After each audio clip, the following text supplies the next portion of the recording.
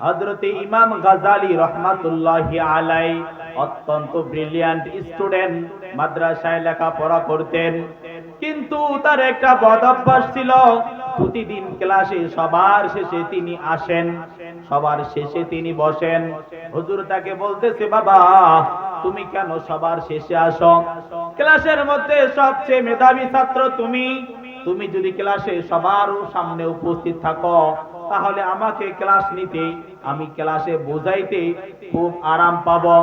রে বাবা, তুমি আগামী কাল থেকে সবার আগে আগে আসবে এবং ক্লাসে সবার সামনে তুমি বসবে। ইমাম গাজ্জালী রাহমাতুল্লাহি আলাইহি বলেন, হুজুর ঠিক আছে, আগামী কাল থেকে আমি সবার আগে আসব এবং সবার সামনে আমি বসব। কিন্তু দ্বিতীয় দিনও দেখা যায় ইমাম গাজ্জালী রাহমাতুল্লাহি আলাইহি আবার দেরি করে আসতেছেন। তৃতীয় দিন আবার পিছনের কাতারে আসেন। তার ওস্তাদ তাকে বলতেছে, রে বাবা তুমি প্রতিদিন আমার সামনে ওয়াদা করো, ক্লাসে সবার সামনে আসবে, আমার সামনে তুমি বসবে, কিন্তু কেন তুমি দেরি করে আসো আমি বুঝতে জানতে চাই। ইমাম গাজ্জালী রাহমাতুল্লাহি আলাইহি বলেন, হুজুর আমি প্রতিদিন ক্লাসের সামনের বেঞ্চে বসার জন্য আমি বাসা থেকে ফজরের নামাজ পড়ে আমি রওনা হই, কিন্তু প্রতিমধ্যে যখন আসতে ধরি রাস্তায় আমি যখনই আমি পাটা ফেলি, আমার পায়ের নিচে থেকে দেখি আল্লাহ রাব্বুল আলামিন যেন বিদ্যুৎ চমকাইতে থাকে। বলি সুবহানাল্লাহ। আমার পায়ের নিচ থেকে বিদ্যুৎ চমকাইতে থাকে আর আমি ভয়ে ভয়ে আমার পা আস্তে আস্তে ফেলে এরপরে ধীর গতিতে স্লো মোশনে আসার কারণে আমার দেরি হয়ে যায়, এই কারণে আমি সবার আগে আসতে পারি না। তার ওস্তাদ ডাক দিয়ে বলতেছে, রে গাজ্জালী তুমি এই কি কথা আমাকে শুনাইলা? আমি হাদিসের মাঝে পড়েছি তালিবুল ইলম ছাত্রের পায়ের নিচে আল্লাহ রাব্বুল আলামিনের নূরের ফেরেশতারা তাদের ডানাগুলো বিছায় দেয়। আজকে আল্লাহ তাআলা তোমাকে স্বচক্ষে দেখিয়েছে, নূরের ফেরেশতার ডানার উপরে যখন তোমার পা যখন তার উপরে পড়ে সঙ্গে সঙ্গে নূরের ফেরেশতার ডানাগুলো চমকাইতে থাকে। বলি সুবহানাল্লাহ। আপনার আমার এলাকার মসজিদের একজন যদি ইমাম সাহেব দরকার হয়, একজন যোগ্য ইমাম সাহেব চাই, তাহলে আপনার আমার এই সন্তানটাকে এই মাদ্রাসায় দিতে হবে। যদি যোগ্য একজন ইমাম চাই, একজন ইমাম সাহেব চাই, একজন মুয়াজ্জিন সাহেব চাই যে বিশুদ্ধভাবে আযান দিবে, বিশুদ্ধভাবে তেলাওয়াত করে আপনাদেরকে নামাজ আদায় করাবে, তাহলে অবশ্যই আপনারা একটা সন্তানকে এই দ্বীনি শিক্ষা প্রতিষ্ঠানে ভরপুর করাইতে হবে। আপনার আমার একটা সন্তানকে যদি মাদ্রাসায় ভর্তি করিয়ে দেই, হযরত আবু দারদা রাদিয়াল্লাহু তাআলা আনহু হাদিসের মধ্যে বর্ণনা করেন, বিশ্ব নবী রাহমাতুল লিল আলামিন হাদিস শরীফের মাঝে উল্লেখ করেন, আল্লাহর কোন বান্দা বান্দি যদি দ্বীনি ইলম শিক্ষা করার জন্য, দ্বীনি ইলম হাসিল করার জন্য, ঐশী আল কুরআনুল কারীমের জ্ঞান হাসিল করার জন্য যদি কোন একটা রাস্তা অতিক্রম করে, দুনিয়ার কোন একটা রাস্তা অতিক্রম করে, তাহলে আমার রাসূল সাল্লাল্লাহু আলাইহি ওয়াসাল্লাম বলেন আল্লাহ রাব্বুল আলামিন জান্নাতের রাস্তা সমূহের মধ্য থেকে একটা রাস্তা তাকে পার করায় দেয়। বলে সুবহানাল্লাহ। অতএব সে ব্যক্তি যেন জান্নাতের নিকটবর্তী হইয়া যায়। তালিবুল ইলমের জন্য গর্তের পিপীলিকা, সমুদ্রের মাছ পর্যন্ত ওই তালিবুল ইলমের জন্য, কোরআনের ছাত্রের জন্য আল্লাহ রাব্বুল আলামিনের কাছে দোয়া করতে থাকে। বলে সুবহানাল্লাহ। শুধু গর্তের পিপীলিকা, সমুদ্রের মাছ নয়, আল্লাহর রাসূল সাল্লাল্লাহু আলাইহি ওয়াসাল্লাম বলেন আসমানের যে ফেরেশতা রয়েছে ওই ফেরেশতারাও ওই ছাত্রের জন্য দোয়া করতে থাকে। বলে সুবহানাল্লাহ। সম্মানিত হাজিরিন, যে কথা বলতেছিলাম, হযরত আবু দারদা রাদিয়াল্লাহু তাআলা আনহু বর্ণনা করেন, কোন ব্যক্তি যখন দ্বীনি ইলম শিক্ষা গ্রহণ করার জন্য দুনিয়ার কোন একটা রাস্তা অতিক্রম করে, সঙ্গে সঙ্গে ওই ব্যক্তি যেন জান্নাতের রাস্তা সমূহের মধ্য থেকে একটা রাস্তা আল্লাহ রাব্বুল আলামিন তাকে পার করায় দেয়, বলে সুবহানাল্লাহ। ওই তালিবুল ইলম ছাত্রের জন্য আল্লাহ রাব্বুল আলামিনের আরশের ফেরেশতারা, নূরের ফেরেশতা, মাসুম নিষ্পাপ ফেরেশতারা ওই ব্যক্তির জন্য মাগফিরাতের দোয়া করতে থাকে, বলে সুবহানাল্লাহ। বিশ্ব নবী রাহমাতুল লিল আলামিনের হাবিব সাল্লাল্লাহু আলাইহি ওয়াসাল্লাম বলেন, আল্লাহ রাব্বুল আলামিনের হাবিব বলেন, নূরের ফেরেশতারা তালিবুল ইলম ছাত্রের সম্মানার্থে, কোরআনের সম্মানার্থে, হাদিসের সম্মানার্থে ওই তালিবুল ইলম ছাত্র যখন দুনিয়ার জমিনে ধুলা বালির উপর দিয়ে হেঁটে যায়, আপনি আমি দেখি ওই তালিবুল ইলম ছাত্রটা ধুলা বালির উপর দিয়ে হেঁটে যায়, কাদা মাটির উপর দিয়ে হেঁটে যায়, কিন্তু বিশ্ব নবী রাহমাতুল লিল আলামিন বলেন, ওই তালিবুল ইলমের ছাত্রের পায়ের নিচে আল্লাহ রাব্বুল আলামিনের নূরের ফেরেশতারা তাদের ডানাগুলো বিছায়া দেয়, বলে সুবহানাল্লাহ। আপনি আমি দেখি যে পায়ের নিচে শুধু ধুলা আর বালি, কাদা আর মাটি থাকে, কিন্তু পয়গম্বর আরবি সাল্লাল্লাহু আলাইহি ওয়াসাল্লাম বলেন, ওই ব্যক্তির পায়ের নিচে নূরের ফেরেশতারা তাদের ডানাগুলো বিছায়া দেয়। কিন্তু আপনি আমি গুনাহ দ্বারা ভরপুর, এই জন্য এই চর্ম চক্ষু দ্বারা, গুনাহের চক্ষুর দ্বারা আপনি আমি ফেরেশতাদের ওই ডানাগুলো আপনি আমি দেখতে পাই না। কিন্তু কথিত আছে, বাগদাদে মাদ্রাসায় নিজামিয়ার ছাত্র, একজন মেধাবী ছাত্র, অত্যন্ত মেধাবী, হযরত ইমাম গাজালি রাহমাতুল্লাহি আলাইহি অত্যন্ত ব্রিলিয়ান্ট স্টুডেন্ট, মাদ্রাসায় লেখাপড়া করতেন। কিন্তু তার একটা বদ অভ্যাস ছিল, প্রতিদিন ক্লাসে সবার শেষে তিনি আসেন, সবার শেষে তিনি বসেন। হুজুর তাকে বলতেছে, বাবা তুমি কেন সবার শেষে আসো? ক্লাসের মধ্যে সবচেয়ে মেধাবী ছাত্র তুমি, তুমি যদি ক্লাসে সবার সামনে উপস্থিত থাকো তাহলে আমাকে ক্লাস নিতে, আমি ক্লাসে বোঝাইতে খুব আরাম পাবো। রে বাবা, তুমি আগামী কাল থেকে সবার আগে আগে আসবে এবং ক্লাসে সবার সামনে তুমি বসবে। ইমাম গাজালি রাহমাতুল্লাহি আলাইহি বলেন, হুজুর ঠিক আছে, আগামী কাল থেকে আমি সবার আগে আসব এবং সবার সামনে আমি বসব। কিন্তু দ্বিতীয় দিনও দেখা যায় ইমাম গাজালি রাহমাতুল্লাহি আলাইহি আবার দেরি করে আসতেছেন। তৃতীয় দিন আবার পিছনের কাতারে আসেন। তার ওস্তাদ তাকে বলতেছে, রে বাবা তুমি প্রতিদিন আমার সামনে ওয়াদা করো, ক্লাসে সবার সামনে আসবে, আমার সামনে তুমি বসবে, কিন্তু কেন তুমি দেরি করে আসো আমি বুঝতে জানতে চাই। ইমাম গাজালি রাহমাতুল্লাহি আলাইহি বলেন, হুজুর আমি প্রতিদিন ক্লাসের সামনের বেঞ্চে বসার জন্য আমি বাসা থেকে ফজরের নামাজ পড়ে আমি রওনা হই, কিন্তু প্রতিমধ্যে যখন আসতে ধরি রাস্তায় আমি যখনই আমি পাটা ফেলি, আমার পায়ের নিচে থেকে দেখি আল্লাহ রাব্বুল আলামিন যেন বিদ্যুৎ চমকাইতে থাকে, বলি সুবহানাল্লাহ। আমার পায়ের নিচ থেকে বিদ্যুৎ চমকাইতে থাকে, আর আমি ভয়ে ভয়ে আমার পা আস্তে আস্তে ফেলে এরপরে ধীর গতিতে স্লো মোশনে আসার কারণে আমার দেরি হয়ে যায়, এই কারণে আমি সবার আগে আসতে পারি না। তার ওস্তাদ ডাক দিয়ে বলতেছে, রে গাজালি তুমি এই কি কথা আমাকে শুনাইলা?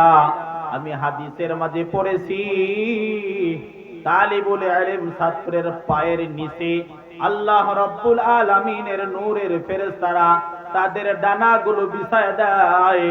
আজকে আল্লাহ তাআলা তোমাকে স্বচক্ষে দেখিয়েছে, নূরের ফেরেশতার ডানার উপরে যখন তোমার পা যখন তার উপরে পড়ে, সঙ্গে সঙ্গে নূরের ফেরেশতার ডানাগুলো চমকাইতে থাকে, বলে সুবহানাল্লাহ।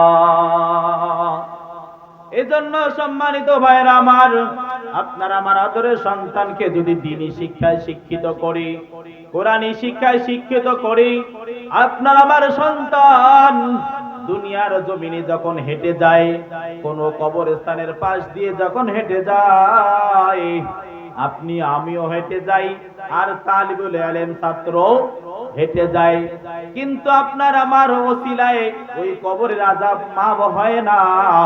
বিশ্ব নবী রাহমাতুল লিল আলামিন বলেন, তালিবুল ইলম ছাত্র যখন কোন কবরস্থানের পাশ দিয়ে হেঁটে যায়, আমার আল্লাহ রাব্বুল আলামিন ওই কবরের আযাব 40 দিনের জন্য মাফ করে দেয়।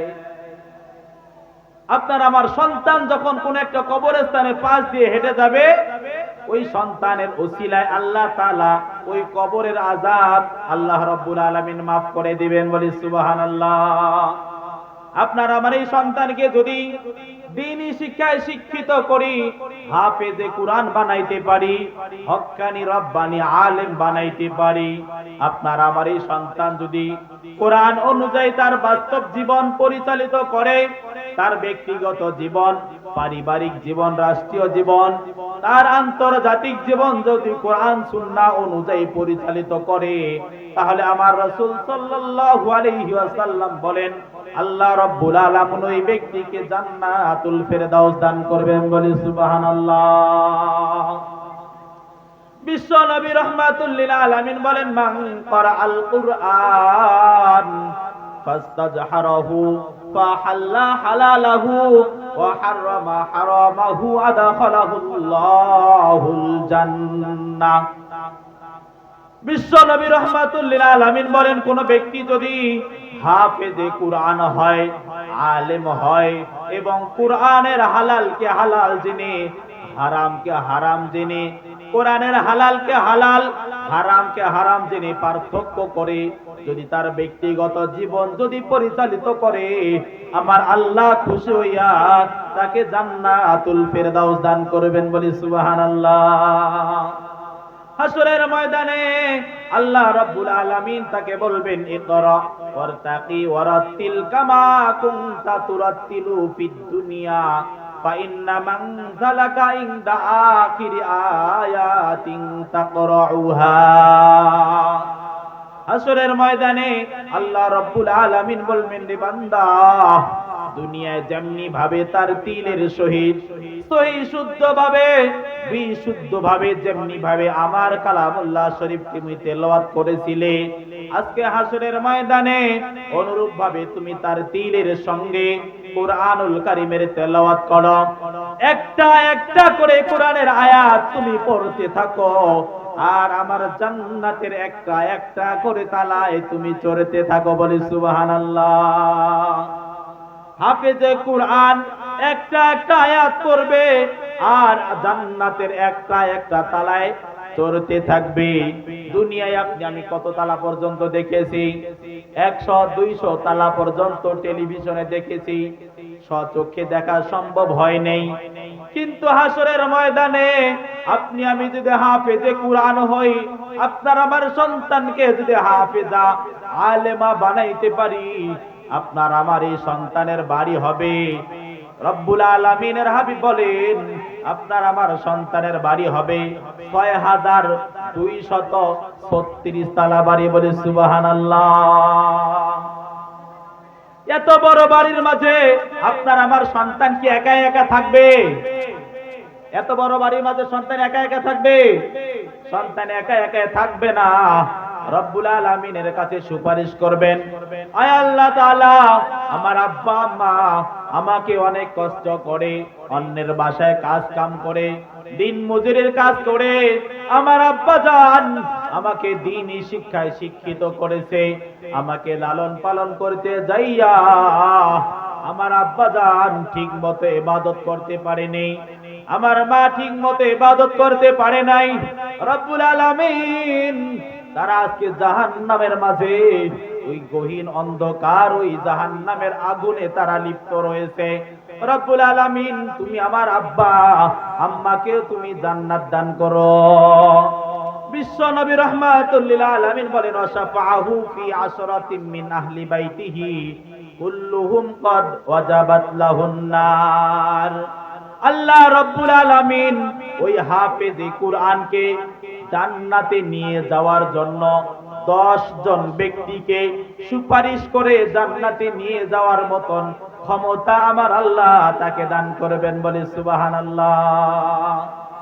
এত বড় বিল্ডিং এ ওই হাফেজে কুরআন একাই একাই থাকবে না, তার পরিবার পরিজনের এমন 10 জন ব্যক্তি, যেই সমস্ত ব্যক্তিদেরকে উপরে আল্লাহ রাব্বুল আলামিন জাহান্নাম অবধারিত করে দিয়েছেন, যে জাহান্নাম ছাড়া কোনো উপায় তাদের নাই, এমন 10 জন ব্যক্তিকে ওই আল্লাহর বান্দা, ওই হাফেজে কুরআন, ওই আলেম সুপারিশ করে জান্নাতে নিয়ে যাইতে পারবে, বলি সুবহানাল্লাহ।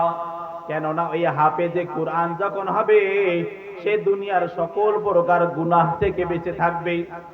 আপনি আমি যদি একটা সন্তানকে হাফেজে কুরআন বানাইতে পারি, এই সন্তানের ওসিলায় আল্লাহ রাব্বুল আলামিন আপনাকে আমাকে জান্নাতুল ফেরদাউস দান করবে। এই সন্তান একা একা জান্নাতে যাবে তাই নয়, তার পরিবার পরিজনের 10 জন ব্যক্তিকে সে শুধু নিয়ে জান্নাতে যাবে না, তার হাল পরিবার পরিজন থেকে যারা জাহান্নামে অবধারিত হয়ে গেছেন তাদেরকে সঙ্গে নিয়ে সেই ব্যক্তি জান্নাতে চলে যাবে, বলে সুবহানাল্লাহ।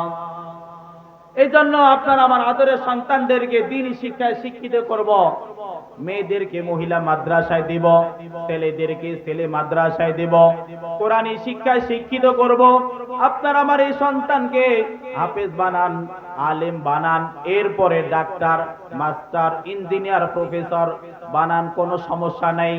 কিন্তু তার জীবনের শুরুতে তাকে যদি আপনি আমি সুশিক্ষায় শিক্ষিত করতে পারি, হাফেজে কুরআন বানাইতে পারি, আলেম বানাইতে পারি, এই সন্তানের ওসিলায় দুনিয়ায় আল্লাহ তাআলা আপনার আমার মর্তবা বাড়িয়ে দিবেন, আখিরাতেও আল্লাহ রাব্বুল আলামিন জান্নাত দান করবে। কিন্তু আজকে আপনি আমি দেখা যায় যে আপনার আমার সন্তান যদি ডিগ্রি পাস করে, অনার্স পাস করে, বিএ পাস করে, আনন্দের সীমা থাকে না। কিন্তু সন্তান যদি হাফেজ হয়, আলেম হয়, আমরা তাদেরকে শিক্ষিত বলে মনে করি না। অথচ আপনি আমি বাংলায় এমএ পাস করাইলাম, ইংরেজিতে অনার্স মাস্টার্স কমপ্লিট করাইলাম, এত শিক্ষায় শিক্ষিত করে কি লাভ হইল? আপনার আমার মৃত্যুর পর ওই সন্তান, এমন সন্তান আপনি আমি দুনিয়ায় রেখে গেলাম, যেই সন্তান আপনার আমার গোসলটাও করাইতে পারে না। এমন সন্তান রেখে গেলাম, যেই সন্তান আপনার আমার মৃত্যুর পর আপনার আমার শরীরের মাঝে নিজ হাতে কাফনের কাফনটাও পরাইতে পারে না। সর্বশেষ যে জানাজার দোয়া বা জানাজার নামাজ, সেই নামাজটাও আপনার আমার সন্তান পড়াইতে পারে না। অথচ বিএসসি মাস্টার বানাইলেন, ডক্টর বানাইলেন, ডাক্তার বানাইলেন, অথচ এমন একটা সন্তান রেখে গেলেন, যেই সন্তান আপনার কবরের পাশে যাইয়া দুহাত তুলে বাবার জন্য মায়ের জন্য দোয়া করবে, এমন ক্ষমতা ওই সন্তানের নাই। অথচ আপনি আমি যদি একটা সন্তানকে হাফেজ বানাই, আলেম বানাই, এই সন্তান কারো অপেক্ষায় থাকবে না। আপনার আমার মৃত্যুর সঙ্গে সঙ্গে ওই সন্তান নিজ হাতে বাবার দাফন করবে, নিজ হাতে বাবার গোসল করাবে, নিজ হাতে মায়ের বাবার কাফনের কাফনটা পরাবে, নিজ হাতে কবরের মাঝে শুইয়ে ওই সন্তান নিজে দোয়া পড়বে, বিসমিল্লাহি ওয়া আলা মিল্লাতি রাসূলিল্লাহ। সন্তান কি পড়বে? বিসমিল্লাহি ওয়া আলা মিল্লাতি রাসূলিল্লাহ, আল্লাহর নামে রসুলের গাড়িতে আমার আব্বা জানকে উঠাই দিলাম। আয় আল্লাহ, তুমি আমার আব্বা আম্মার হিসাবটাকে সহজ করে দাও। এই সন্তান যখন কবরের পাশে দাঁড়িয়ে আপনার আমার জন্য চোখের পানি ফেলে রব্বুল আলামিনের কাছে দোয়া করবে, রব্বুল আলামিন তোমার শিখানো দোয়া তোমার কাছে বলতেছি, রব্বির হামহুমা কামা রব্বায়ানি সগীরা। আয় রব্বুল আলামিন, আমার আব্বা আম্মা শৈশবকালে আমাকে যেমনি ভাবে স্নেহের কোলে আমাকে তার কুদরতি কদমে লালন পালন করেছে, আয় আমার রব তুমি আমার আব্বা আম্মাকে তোমার রহমতের কোলে তুমি লালন পালন করো। পয়গম্বর আরবি সাল্লাল্লাহু আলাইহি ওয়াসাল্লাম বলেন, এমনি ভাবে আপনার আমার আদরের সন্তান যখন আল্লাহ রাব্বুল আলামিনের কাছে কাকুতি মিনতি করে আল্লাহ তাআলার কাছে দোয়া করবে, আল্লাহ রাব্বুল আলামিনের হাবিব বলেন সন্তানের চোখের পানি নাকের ডগা পার হওয়ার পূর্বে আমার আল্লাহ তার দোয়াকে কবুল করে নেবেন। বলি সুবহানাল্লাহ। সম্মানিত ভাইরা আমার, আপনার আমার এই সন্তানকে যদি কোনো একটা সন্তানকে হাফেজ বানাই, আলেম বানাই, এই সন্তান দ্বারা কখনো আপনি আমি লাঞ্ছিত হব না, কখনো অপমানিত হব না, কখনো অপদস্থ হব না। এই সন্তান আপনার আমার দুনিয়াও মুখ উজ্জ্বল করবে, আখিরাতেও আপনার আমার মুখ উজ্জ্বল করবে। এই সন্তান সকল প্রকার গুনাহ থেকে তো বেঁচে থাকবে, তার জবানটাকেও সে হেফাজত করবে। কেননা এই সন্তান যখন মাদ্রাসায় শিক্ষা গ্রহণ করেছে তখন তাকে শিক্ষা দেওয়া হয়েছে, বান্দা আল্লাহ রাব্বুল আলামিন বলেছেন, মা ইয়ালফিযু মিন কাওলিন ইল্লা লাদাইহি রাকীবুন আতীদ। এ আল্লাহর বান্দা বান্দিরা, তোমরা দুনিয়ার জমিনে যখন যে কথাই তোমরা বলো তোমার জবান দ্বারা বের হয়, সঙ্গে সঙ্গে আমার ফেরেশতারা সেই কথাগুলোকে রেকর্ড করে নেয়। আপনার আমার সন্তান কি শিখেছে? মাদ্রাসায় এই শিক্ষা পেয়েছে যে যখন আপনার আমার সন্তান যে কথা বলবে, জবান দ্বারা যখনই যে কথা বের হবে, সঙ্গে সঙ্গে আল্লাহ রাব্বুল আলামিনের ফেরেশতারা সেই কথাগুলোকে রেকর্ড করবে। এই ভয়টা যদি কারো দিলের মাঝে থাকে, তাহলে দুনিয়ার জমিনে আদনা থেকে আদনা, ছোট্ট থেকে ছোট্ট গুনাহ করা ওই ব্যক্তির পক্ষে কখনোই সম্ভব হবে না। কেননা ওই বান্দা জানে যে আমি যে কথাটাই বলবো আমার আল্লাহ সঙ্গে সঙ্গে সেই কথাটা রেকর্ড করবে। হাসরের ময়দানে এই রেকর্ডটা আমাকে শোনানো হবে। হাসরের ময়দানে এই রেকর্ড যখন আমার সামনে পেশ করা হবে, এই রেকর্ডকে অস্বীকার করার মতন কোন ক্ষমতা আমাদের থাকবে? কোন ক্ষমতা আমাদের থাকবে না। কেননা আজকে দুনিয়ার জাগতিক দোকানগুলোতে আপনি আমি যদি দেখি, বড় বড় দোকানে সিসি ক্যামেরা লাগানো থাকে। বড় বড় দোকানে কি লাগা থাকে?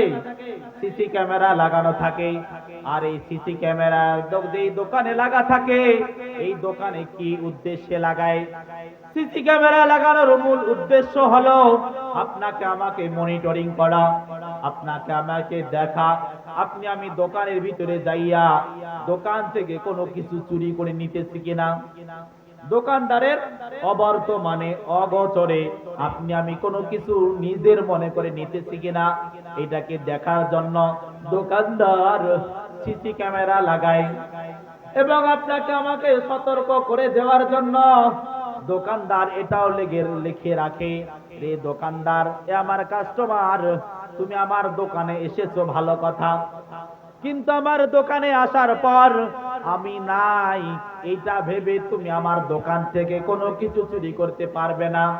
কেননা আমি মোবাইলের স্ক্রিনে, কম্পিউটারে তোমাকে মনিটরিং করতেছি, তোমাকে আমি দেখতে পাইতেছি আমার দোকানের কোন কোন পণ্য তুমি নাড়তেছো, কোনটার মূল্য পরিশোধ করতেছো আর কোনটার মূল্য পরিশোধ না করে তুমি বেরিয়ে যাইতেছো। এটা আমার মনিটরে সেটা ধরা পড়ে যাবে।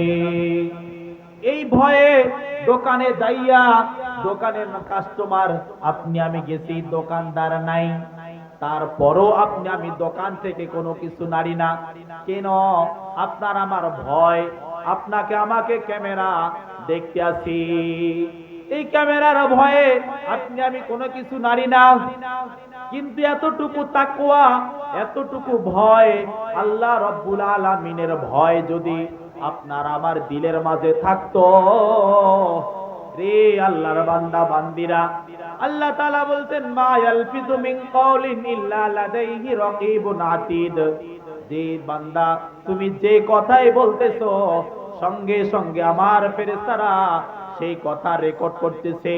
এই ভয়ে যদি কারো অন্তরের মাঝে থাকতো, তাহলে দুনিয়ায় চুরি ডাকাতি করা, মিথ্যা কথা বলা, অন্যের নামে মিথ্যা সাক্ষ্য দেওয়া আমাদের পক্ষে সম্ভব হইতো না।